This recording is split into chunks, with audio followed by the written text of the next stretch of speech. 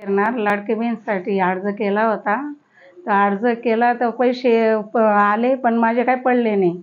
मी मुलाला चेक करायला लावले तर मुलाने बघितलं की आई माझं आधार कार्ड तुझ्याकडनं चुकीचं दिलं गेलं बुवा आणि मग तुझं राहिलं आणि माझं जुळलं गेलं.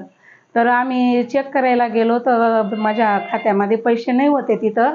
तर त्याचं खातं चेक केलं त्याच्या खात्यात ते पैसे पडले.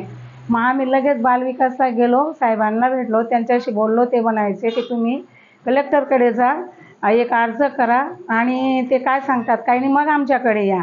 मग आम्ही त्यांच्याकडे गेलो, अर्ज दिला.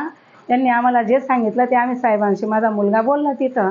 मग ते पैसे आम्ही लगेच दुसऱ्या दिवशी जमा करून दिले आणि लगेच आचारसंहिताच्या पहिले एक हप्ता त्याच्या पहिले एक पडला, लगेच आचारसंहिताच्या पुढे एक पडला, तो पण आम्ही लगेच जमा केला.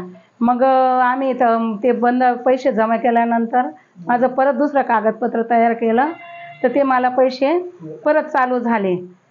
सुधारणा करून घेतली. राज्य सरकारकडे ते पहिले पैसे आम्ही जमा करून दिले. आता मी सरकारचे आभारी आहे. जो अर्ज केला होता मी तो पहिला जमा केला, आता नवीन केला, तो पैसे मिळतायत, आभारी आहे. पहिले 3000 पडले, नंतर 1500 पडले.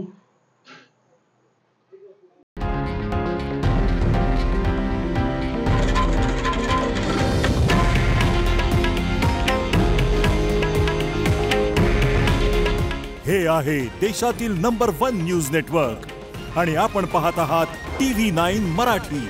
काळजी तुमची, हित महाराष्ट्राचं.